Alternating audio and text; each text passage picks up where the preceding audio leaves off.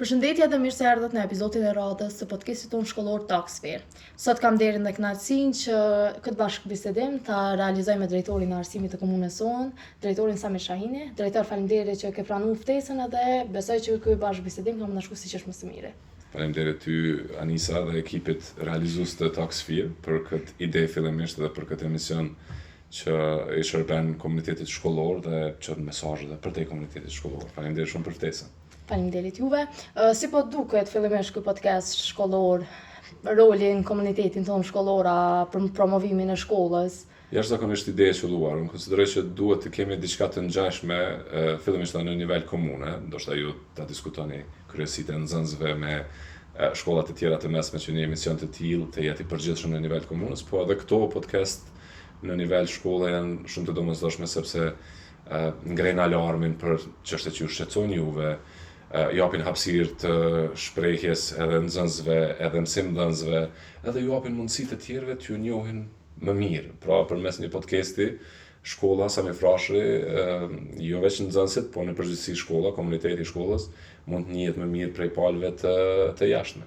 Si po ndihesh personalisht me qenë pjesë e një podcasti shkollor, mu intervistu me bëni bashkëbisedim me nxënës? Jashtëzakonisht komod, jashtëzakonisht mirë, pak në faj që jam vunu, nuk kam marrë me kohë. Në bisedat që kemi pas me Anisën, jemi dakordu për podcast pak më herët, po kështu për shkak të agjendës, po megjithatë Tushme plotësisht. I lumtur që jam sot këtu.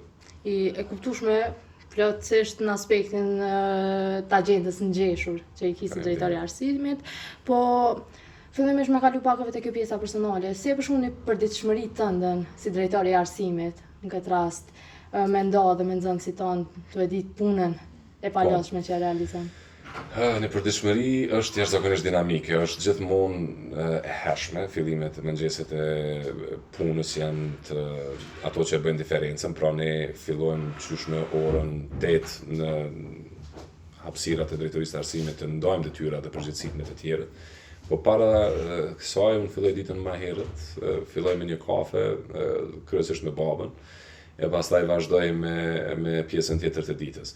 Konsideroj që kam pak kohë në aspektin personal, prej që kam marrë këtë pozitë, çdo ditë më pak po më del kohë për ndonjë hobi ose për thjesht pak kohë për veten. Mirë, po e tillë është pozita, edhe duhet ta kuptojmë që kur marrim përsi për një pozitë me kaq përgjegjësi, edhe kaq shumë punë, duhet ta kuptojmë që s'mund të balancohet edhe aq lehtë në mes të jetës personale dhe asaj profesionale. E çka më të motivon më shumë më mirë me nxënës në këtë rast, me gjenerata shumë të reja? Jo, pikërisht jo, nxënës, unë e them gjithmonë edhe them me bindje të plot, pa asnjë lëvizje çerpikut, që nxënësit janë ata që ndihmojnë me e mbajt kokën mbi ujë, sepse këtu shpesh herë bëhet puna aq e vështirë, aq dinamike, aq ngarkesë, ose ka dhe sfida shpesh herë që janë vështirë të adresueshme, dhe nganjëherë bëhet, që shtoni ju gjeneratët e reja, too much. Mirë, po këtë too much, këtë ngarkesë të madhe e kaloj me takime me nxënës, me rezultatet e juja, me sukseset që mund t'i shohim prej atij ndikimi sado pak që mundem me pasun. Se nuk është mirë askush, duke filluar nga mësimdhënës, drejtor të shkollave, e deri tek kryetarët e komunave, përtej drejtorisë të arsimit të harrojnë që ne funksionojmë për ju. Përndryshe nuk ka kuptim shkolla. Ne kemi mbyll disa shkolla në të kaluarën në Prishtinë dhe në komunat e tjera për shkak të veç një arsye. Jo që s'ka pas infrastrukturë mësimdhënës, po s'ka pas nxënës. Pra duhet ta kuptojmë që fakti elementi edhe arsyeja bazë për çka ne jemi këtu, jeni ju.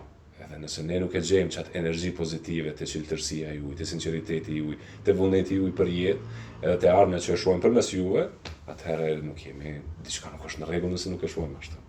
Tu e di që në komunën tonë ka shkolla të mesme, si gjimnaze, po edhe profesionale me drejtime ndryshme, natyrore, shoqërore, profesionale, teknike, kështu me radhë. A ekziston ndonjë plan i përbashkët i aktiviteteve, jo mes në shkollave, po mes shkollave me drejtime të njëjta në komuna tjera, ose është u punu me pas ndonjë plan ngjashëm? Bashkëpunime mes nxënësve të Prishtinës dhe komunat e tjera. Fatkeqësisht nuk është që ka ecë përpara një ide që unë pata vitin e kaluar, për shkak të politikës, për me qenë sinqert, ndikimit politik, mirë po unë vitin e kaluar synova që të ndërtoj një platformë dhe filluam ndërtimin e një platforme të bashkëpunimit ndërkomunal për rajonin e Prishtinës, ku përfshihet komuna e Fushkosovës, Obiliqit, Prishtina dhe Lipjani, që kanë shumë çka të përbashkët. Kanë shumë nxënës që shkëmbejnë, vinë nga komunat e tjera, sidomos në shkollimin e mesëm në Prishtinë, ose banojnë në Prishtinë dhe ndjekin shkollimin në Fushkosovë ose diku tjetër, edhe në shkolla private, mirë po përtej bashkëpunimit për nxënës kemi edhe shumë tjera çështje të interese të përbashkët që do duhet të na bashkonin si komuna edhe kundrejt lobimit në nivel qendror për interesat të komunave dhe të nxënësve. Po përkundër përpjekjes që ta vazhdojmë këtë bashkëpunim pas zgjedhjeve të lokale të vitit kaluar nuk është që patëm përgjigje pozitive nga komunat e tjera, tash të shohim se si po vazhdon. Mirë po, në nivel të nxënësve, unë inkurajoj që shkollat të mos ndalin bashkëpunimin. Shkollat, në kuptimin drejtor të kryesitë e nxënësve, ju keni një këshill të nxënësve në nivel Kosovë që mund të ndërveproni dhe të jeni të bindur që drejtoria e arsimit është aty për t'ju mbështetur nëse kemi mundësi me çfarëdo ideje që sjellni. Tu e di që shumica e nxënësve të shkollave të mesme të komunave tjera, qendrën e universitetit e kanë në Prishtinë. Mendoj që kështë qenë shumë e duhur që në të ardhmen me u bu ky lloj bashkëpunimi, kjo laramani e nxënësve që në fakultet mos me njoft vetëm me kriju këtë shoqërinë nxënësit e shkollave të Prishtinës me nxënësit e shkollave të Fushkosovës, të Obiliqit ose siç që ceke, mendoj që i shkon sa një më i duhur, po në këtë pjesën e rolit të këshillave të nxënësve. Si e shetja, ka pas një ndikim për shembull në krahasimet vitit kalum, të viteve të kalume, a ka me pas diçka ekstra që kishte dashur me pa të kryesia e vitit tashëm, se sa me frashërit, po edhe shkollave tjera në nivel komune. Ne edhe në Anisa kemi pas disa takime me kryesinë e nxënësve, jo vetëm të Sami Frashërit, po shkollave të mesme. Unë kam synuar që këtë ta kthej edhe një hap më mbrapa me asamblet e fëmijëve në nivel të kryeqytetit, pra në asamblet e përfaqësuesve të shkollave fillore në nivel të nxënësve, sepse konsideroj që është shumë e rëndësishme që zëri juaj të jetë më i fuqishëm. Nuk është në nivelin ku dëshirojmë, unë të paktën dëshiroj ta shoh kryesinë e nxënësve të Sami Frashërit dhe të gjithë kryeqytetit. Në total kemi bërë shumë punë të mira, po konsideroj që ka ende hapësirë për të fuqizuar më tepër. Edhe duhet që ju të keni gjithmonë parasysh nuk guxoni të lejoni të shndroheni në vegël të askujt, si këshilli i nxënësve. Pra ju të jeni të pavarur dhe të llogaritni që kjo është piknisja dhe është pika kyçe më e rëndësishme është pavarësia juaj si këshill. Në çfarëdo vendimmarrje në nivel të shkollës ose të komunës, nga aktivitetet ekstrakurrikulare, te kërkesat e juaja që keni, të mos jenë të orientuara nga askush, të jenë organike të juaj, të nxënësve dhe të si të tilla të paraqiten tek unë, tek kryetari e deri tek ministrat ose nivelet më lartë. Pra, një këshill i nxënësve i fortë tregon që kemi një sistem të mirë të edukimit, sepse po japim hapësirë dhe po përgatisim kuadër që mendon, po përgatisim të rinj e të reja që mendojnë me trurin e tyre vetë, pra të pandikuar lehtësisht, pa manipulueshëm. Dhe kjo është ajo që i duhet shoqërisë tonë. Çka më ka pëlqyer te ti si drejtori i arsimit për këtyre 3 viteve, takimi jonë i parë ka qenë pothuajse tash një vit. Për një projekt në lëndën e logjikës për rolin e thatësisë tuaj të kështu me radhë, edhe më ka pëlqyer se çdo problem që kemi trajtuar bashkë qenë ose ju i realizueshëm, kanë pëlqyer mënyra se çush i arsyetu, na ke jep bindje të plota sepse duhet ose nuk duhet me u bë një aktivitet i tillë, që besoj që edhe te pasardhësit e tu ka me qenë e njëjta procedurë, e njëjta ide që çdo ide që jepet për nxënësit, më qenë tavolinë diskutimit edhe prapë nxënësit më dëshmu pse duhet me u bë sepse ju, më secili kena nevojë për një arsye të fortë, cilën fillimisht falenderoj që e ke bë. Si te unë si kryetare e Sami Frashërit, kur kemi marrë takime me kryesi tjera, më ka pëlqyer mënyra se çysh i ke trajtuar idetë dhe temat tona. Përveç kësaj, faleminderit ty, e dim që edhe shkolla jonë tashmë dallohet që është e mbushur me tabela digjitale. kjo ka qenë një prej investimeve më të mira që u bën në shkollën tonë, edhe a mendojnë që ç'është mendojmë na që ka pas një ndikim ekstrem shumë pozitiv, a mendojnë një njëjtë ju, edhe a mendojnë që me avancu diçka më shumë për gjenerata tjera? Absolutisht që po, ne po ecim drejt digitalizimit. Po ecim sepse po ecë shoqëria, jo që ndoshta shteti ka përcaktuar që tash teknologjia është e ardhmja, po e përcakton sektori privat, e përcaktojnë ekonomitë familjare, secili nga ju keni një telefon, secili nga ju keni qasjen e internet dhe ne nuk mund të rrim anash dhe të shohim se qysh po manipuloni ju me teknologji e ne të mos jemi në hap me ju. Pra minimumi është që ne të ecim në hap me ju. Pra mësim dhanë se ta kuptojnë teknologjinë, nëse jo sa jo, sepse ju gjithmonë jeni në hap përpara, po ta kuptojnë në një nivel të qëndrueshëm që mundet me u zbatu edhe në klasë. Tabela digjitale është vetëm një element, ne kemi edhe kurrikulën digjitale, që me shkollmi tash po synojmë që të shtojmë edhe aktivitete të reja për brenda kësaj kurrikule që bëjnë orën më atraktive.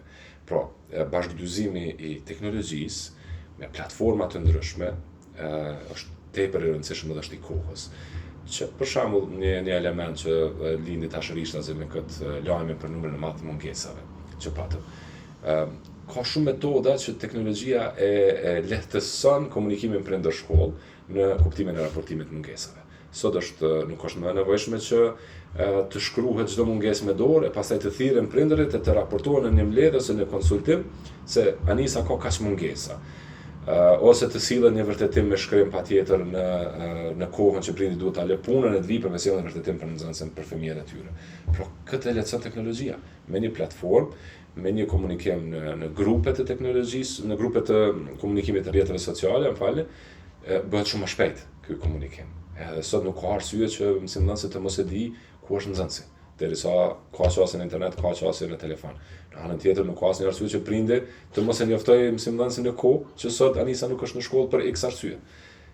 Kjo është vetëm një shembull, po ka jashtëzakonisht shumë shembuj ku teknologjia na e lehtëson edhe na e katapulton, amplifikon. Po e përdori fjalën amplifikim se është shumë fishim dhe përdoret në radio si term në teknologji, e amplifikon zhvillimin.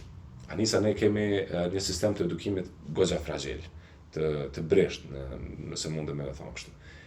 Për me zonë hapin shpejt me edhe të zhvilluara, teknologjia është aleati ju, i kryesori, edhe ju, nxënës të rinia, energjia ju e mirë, është aleati kryesor që ne duhet ta përdorim për me zonë hapin me të tjerë. Për ndryshe, nëse ne rrim me frikë karshi teknologjisë, dhe me shtypje kushtimisht karshi nxënësve, atëherë mos pretendojmë fare që mund të arrijmë në nivelin ku duhet. Po, është absolutisht e vërtet kjo mënyra e komunikimit digital që do të më avancu më shumë, po për me ndru pak temën me dalë të shëndeti mendor i nxënësve. Sa arsyeton, sa është e arsyeshme ti rolin e pedagogëve, psikologëve në shkolla, e dina që është numër i pakt, po e ka një peshë shumë të madhe ndikimin, se secili kemi strese, kemi probleme, nuk kemi, nuk është krejt jeta të ndafila, kemi edhe thera në atë pjesë, kështu që ç'është shëja, mund të më avancu kjo pjesa? Po, fillimisht ne kemi pak psikolog, pak pedagog në shkollat tona si numër e kam fjalën sepse kaq na e përcakton kufit tonë si komo që vinë nga qeveria. Mirë, po kjo nuk duhet të na akomodoj neve dhe të themi kaq mund të bëjmë dhe pa lëmë me kaq, sepse ka edhe metoda tjera alternative.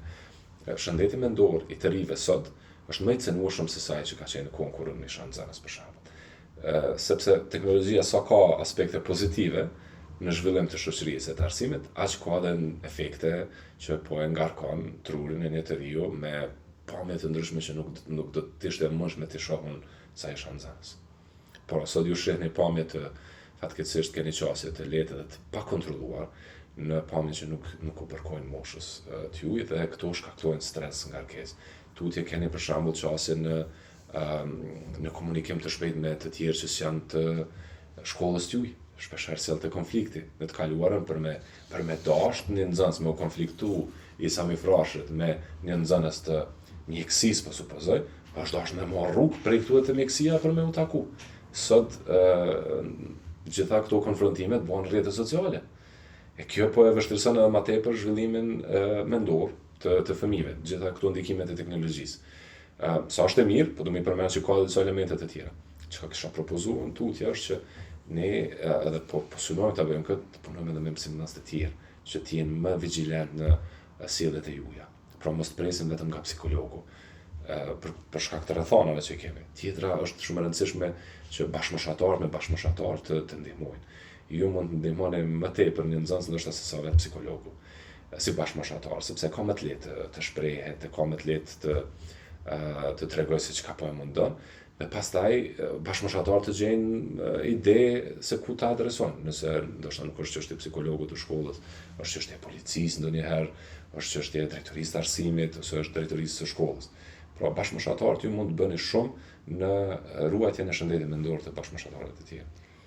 Edhe një pyetje kështu si me ndërlidh dhe me përmbyll ndoshta këtë epizod të podcastit ton, është çfarë projekte konkrete synon që me vazhdu ndërta prej së dhe tutje me u realizu në shkollat e Prishtinës, qofshin shkolla fillore, të mesme, arsimi para universitare kështu me radhë. Po, në arsim parauniversitar përfshin këto 3 nivele: kopshtet, shkollat fillore dhe të mesme. Pastaj këto fillore të ndara në fillore dhe të mesme të ulta. Sa për qëllim të shikuesve të ri që ndoshta nuk e dinë ndarjen e arsimit parauniversitar. Kemi goxha shumë punë përpara dhe shumë ide të mira dhe vizion se ku dojmë ta shohim arsimin.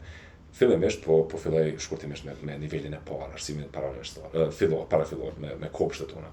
Kemi jo mjaftuar shumë kopshte, dhe duhet të arrisim numrin.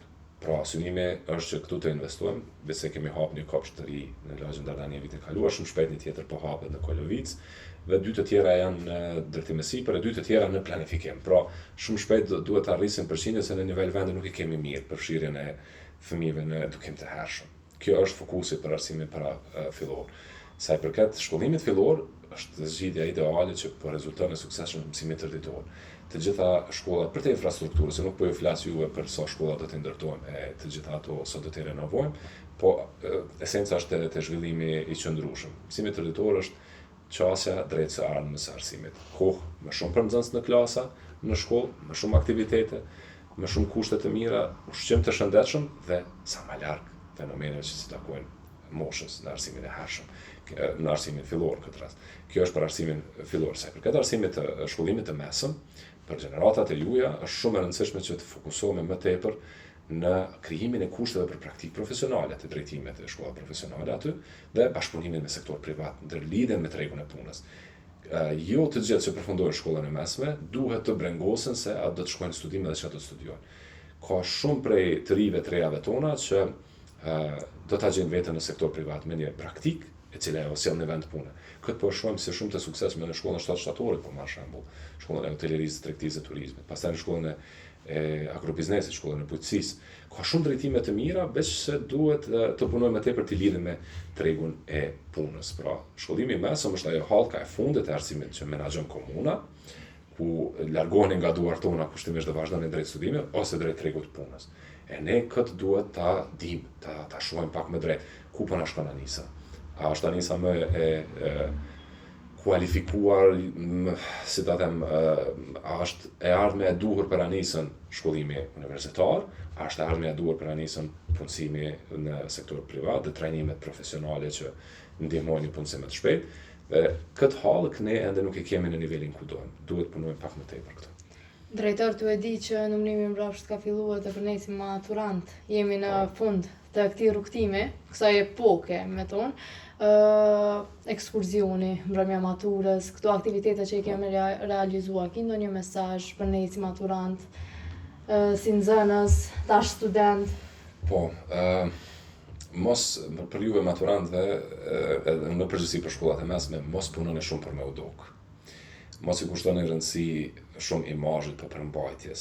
Fokusoni në investoni në veten e dije, në ato se çka merr nëse mundet me marr kërkush, sepse investimi në look, investimi në një imazh të rrejshëm në rrjetet sociale që japni vetes, edhe në aktivitetet që syçojnë kërkon hiç, nuk është ajo që ju vjen juve sot.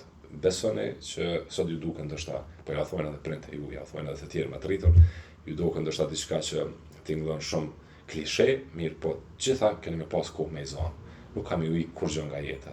Ajo që nuk mundeni ndoshta me zonë më vonë është zhvillimi profesional për kohën që jeni. Mësoni edukohuni, krijoni shprehi të leximit, krijoni shprehi të shëndosha të zhvillimit profesional, se të tjerat e zem kur të dush.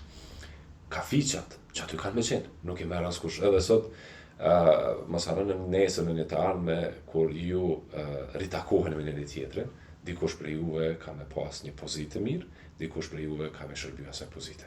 Vendosni sot ku po doni me qenë, apo doni me qenë te ai që i shërben, apo doni me qenë te ai që udhëheq. Kështu që sot e keni në dorë të ardhmen qysh e përcaktoni, po mos lakmoni kushtimisht me qenë ata që shiheni, po ata që krijoni përmbajtje. Drejtor, faleminderit shumë për cilëtërsinë, hapjen, gatishmërinë që e ke pasur sot, mi nda këta minuta me kom pjesë e podcastit tonë, e shpresoj që bashkëpunimi jonë edhe me gjeneratët të tjera ka me vazhdu në të ardhmen, ashtu që ka qenë edhe me ne. E ju, ndjekës tonë të dashur, faleminderit që ishte edhe në këtë epizod, e shihemi në epizodin e radhës.